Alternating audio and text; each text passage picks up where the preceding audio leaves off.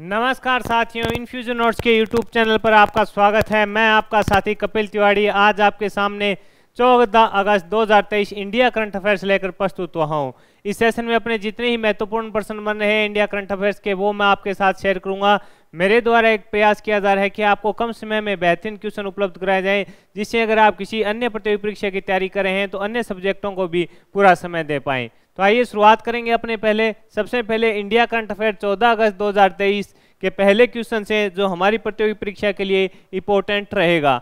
हाल ही में किस देश ने G20 के ध्येय वाक्य संस्कृत श्लोक वसुदेव कुटुंब के इस्तेमाल पर आपत्ति जाहिर की है? इंपॉर्टेंट पर्सन है, G20 से पर्सन पूछा जाएगा। ये तो निश्चित है कि G20 से तो पर्सन आएगा, कौन सा पर्सन आए ये भी निश्चित नहीं है साथियों।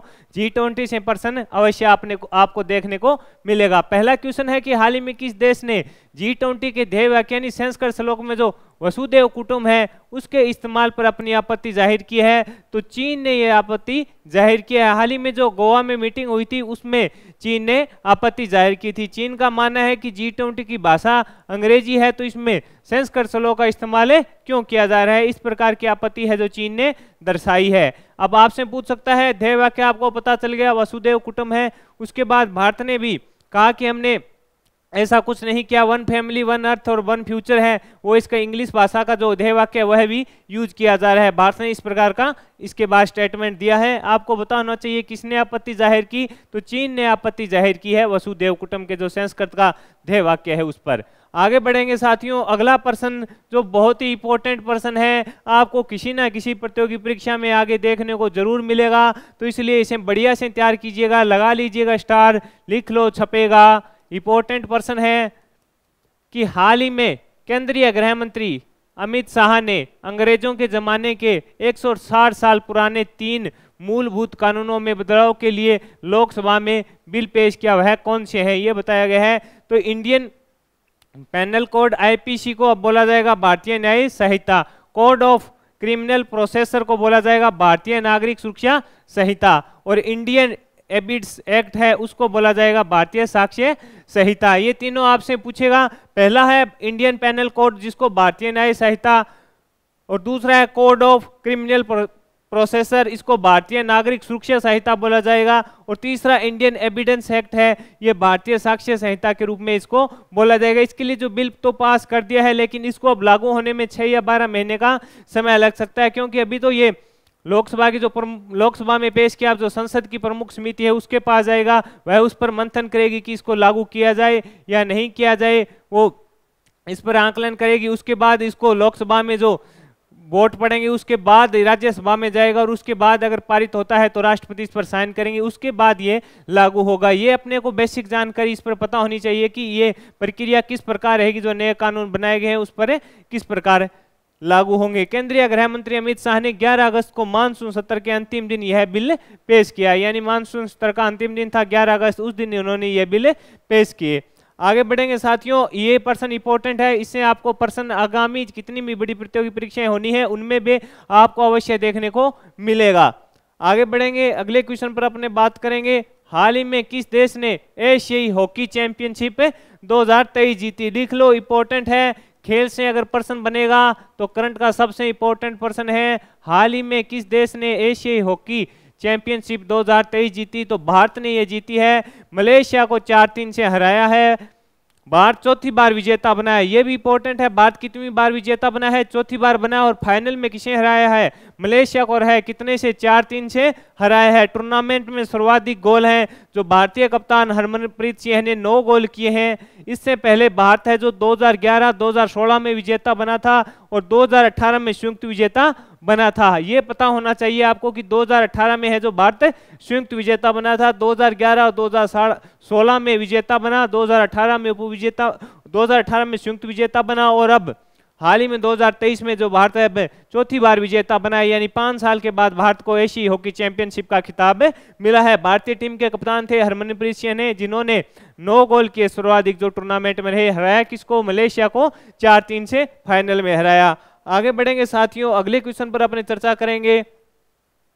हाल ही में 9वां भारत अंतर्राष्ट्रीय MSME एक्सपो और सम्मेलन 2023 कहाँ आयोजित किया गया। इंपॉर्टेंट है, अगर एक्सपो से संबंधित पर्सन पूछेगा तो यह पर्सन करंट का है और महत्वपूर्ण पर्सन है। हाल ही में 9वां भारत अंतर्राष्ट्रीय MSME एक्सपो और सम्मेलन 2023 कहाँ आयोजित हुआ, तो नई दिल्ली में आयोजित हुआ। इसका जो प्रमुख उद्देश्य था छोटे मध्य उद्यमियों के बीच सहयोग को बढ़ावा देना, इसका प्रमुख उद्देश्य था। यानी नई दिल्ली में हुआ तो इसका उद्देश्य आपसे पूछे तो इसका उद्देश्य था तो सूक्ष्म यानी छोटे व्यापारी और मिडिल हैं और बड़े व्यापारी हैं उनके बीच सामंजस्य बढ़ाया जाए, जिससे बिजनेस है जो आगे बढ़ सके और लोगों को ज़्यादा रोजगार मिल सके। जम्मू कश्मीर के उपराज्यपाल मनोज सिन्हा ने इसका आयोजन किया, ये भी आपको पता होना चाहिए। आपसे पूछेगा 9वां भारत अंतर्राष्ट्रीय MSME एक्सपो और सम्मेलन 2023 कहाँ हुआ, तो नई दिल्ली में इसका आयोजन हुआ। आगे बढ़ेंगे साथियों, अगले क्वेश्चन पर बात करेंगे। हाल ही में कौन सा रेलवे स्टेशन भूसवाल डिवीजन का प्रथम पिंक स्टेशन बना है, क्यों इंपॉर्टेंट है उस पर अपने बात करेंगे। प्रथम कोई चीज बनती है तो वह इंपॉर्टेंट होती है, उससे प्रश्न पूछा जाता है। इसी प्रकार ये भारत में प्रथम है इसलिए इंपॉर्टेंट है। अगर प्रदेश स्तर में कोई इंपॉर्टेंट प्रथम होता है तो वह भी इंपॉर्टेंट होता है।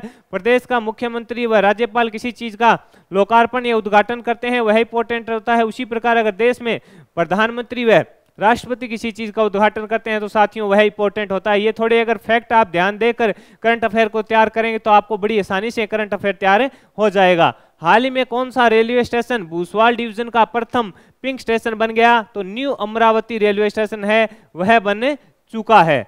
व्याख्या क्या है इसकी अपने बात करें, यह मध्य रेलवे का तीसरा स्टेशन बना है। यानी ये मध्य रेलवे का तो तीसरा स्टेशन बना है, परंतु भूसवाल डिवीजन का जो प्रथम पिंक स्टेशन बन गया है न्यू अमरावती रेलवे स्टेशन। यहाँ पर सभी महिलाएं कर्मचारी कार्यरत है, ये भी आपको पता होना चाहिए कि यहाँ पर इस रेलवे स्टेशन पर जो सभी महिलाएं हैं वो कार्यरत हैं। आगे बढ़ेंगे साथियों, अगले क्वेश्चन पर अपने बात करेंगे। देश का प्रथम यूनिटी मॉल कहाँ खोला जाएगा, इंपॉर्टेंट पर्सन है। मैंने कहा था अगर कोई चीज प्रथम हो रही है तो वह इंपॉर्टेंट होती है। उसी में देश का प्रथम यूनिटी मॉल कहाँ खोला जाएगा, तो मध्य प्रदेश में खोला जाएगा। इसमें उज्जैन में इसको खोला जाएगा। इसके लिए बजट क्या रहेगा, 284 करोड़ का रहेगा। ये इंपॉर्टेंट है कि इसके लिए बजट कितना है, 284 करोड़ का रहेगा। और देश का पहला यूनिटी मॉल कहाँ खोला जाएगा, मध्य प्रदेश में। और आपसे पूछे मध्य प्रदेश में किस स्थान पर खोला जाएगा, तो उज्जैन में ये खोला जा रहा है, प्रथम है, और अन्य राज्यों में भी खोले जाएंगे इसके बाद। इसके लिए बजट है तो वो 284 करोड़ का रहेगा। आपको पता होना चाहिए यूनिटी मॉल यानी मध्य प्रदेश में इसकी शुरुआत होने जा रही है और मध्य प्रदेश के उज्जैन में शुरुआत हो रही है। इसके लिए बजट है 284 करोड़ का रहेगा। आगे अगले क्वेश्चन पर बात करेंगे। भारत सरकार ने किस क्षेत्र में गुड मैन्युफैक्चरिंग प्रैक्टिस मानक अनिवार्य कर दिया। क्वेश्चन है भारत सरकार ने किस क्षेत्र में गुड मैन्युफैक्चरिंग प्रैक्टिस मानक अनिवार्य कर दिया। यानी लोगो होता है वो एक प्रकार का जो ISI हॉलमार्क होता है वैसा मानक है, किसके, दवा के क्षेत्र में लागू किया है। इस पर अगले अपने बात करेंगे। भारत सरकार ने किस क्षेत्र में गुड मैन्युफैक्चरिंग प्रैक्टिस मानक अनिवार्य किया, ये तो आपको पता होना चाहिए कि दवा के क्षेत्र में किया। इसकी व्याख्या क्या रहेगी कि 250 करोड़ से अधिक का जिस कंपनी का कारोबार है उसे तो 6 महीने के अंदर इसे लागू करना होगा, और जिसका 250 करोड़ से कम का कारोबार है उसे 1 साल के अंदर से लागू करना होगा। ये इंपॉर्टेंट है कि 250 करोड़ से अधिक का कारोबार है उसे तो 6 महीने के अंदर इसे लागू करना होगा, और जिनका कारोबार 250 करोड़ से कम है उन कंपनी को 1 साल के अंदर इसे लागू करना पड़ेगा। सरकार चाहती है कि जो भी दवाएं बन के आए बढ़िया तरीके से बन के आए, उनका अगर कोई उपयोग करे तो कोई साइड इफेक्ट ना हो, इसलिए यह पहल सरकार द्वारा शुरू की गई है। साथियों आगे बढ़ेंगे, अगले क्वेश्चन पर अपने बात करेंगे। हाल ही में किस भारतीय को IPCC के उपाध्यक्ष पैनल में शामिल किया गया। इंपॉर्टेंट पर्सन है। हाल ही में किस भारतीय को IPCC के उपाध्यक्ष पैनल में शामिल किया गया, तो आपका आंसर होगा रमन सुकुमार को शामिल किया गया है। और IPCC के जो वर्तमान अध्यक्ष हैं वो जेम्स फर्ग्यूसन है, ये भी हमने पढ़ा था। इसकी स्थापना 1981 में हुई थी IPCC की, और इसका मुख्यालय कहाँ है, जिनेवा है। उसमें जो पैनल होता है उसमें 3 उपाध्यक्ष होते हैं, जिनमें एक अपने रमन सुकुमार को शामिल कर लिया गया है। इसकी स्थापना पूछे तो 1981 में हुई। इसका मुख्यालय कहाँ है, जिनेवा में है। इसके वर्तमान अध्यक्ष हैं जेम्स फर्ग्यूसन। आगे बढ़ते हैं साथियों, अगले क्वेश्चन पर अपने बात करेंगे। विश्व की सबसे प्रदूषित राजधानी कौन सी है, जकार्ता। जकार्ता को सबसे प्रदूषित राजधानी है वो घोषित किया गया है। या इसकी अपने व्याख्या की बात करें कि कौन सी रिपोर्ट आई जिस पर उसको सबसे प्रदूषित राजधानी घोषित किया गया, तो वायु गुणवत्ता निगरानी फर्म IQAR की रिपोर्ट के अनुसार, यानी IQAIR यानी वायु के से संबंधित जो रिपोर्ट जारी करती है, उसने ये जानकारी दी है कि जकार्ता सबसे प्रदूषित राजधानी है। आगे बढ़ते हैं साथियों, अगले क्वेश्चन पर बात करेंगे अपने। हाल ही में कौन सी भारतीय संस्था इंटरपोल ग्लोबल अकादमी नेटवर्क की सदस्य बनी है? ये प्रश्न इंपॉर्टेंट है, आपको आगामी प्रतियोगी परीक्षा में देखने को मिल सकता है।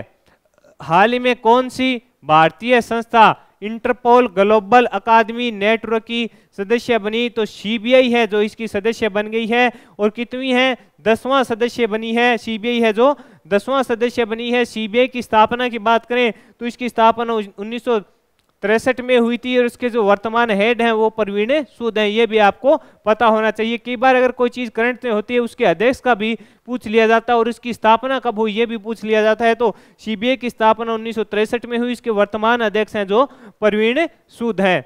ये मैंने इस सेशन में साथियों इंडिया करंट अफेयर के इस सेशन में मैंने आपके साथ 10 महत्वपूर्ण प्रश्न शेयर किए। मेरा प्रयास रहा कि आपको कम समय में बेहतरीन प्रश्न प्रोवाइड करवाए जाएं। अगर यह प्रयास आपको पसंद आ रहा है तो इसे लाइक और शेयर जरूर कीजिएगा। इनफ्यूजन नोट्स के यूट्यूब चैनल को सब्सक्राइब कीजिएगा और अपने दोस्तों में भी शेयर कीजिएगा।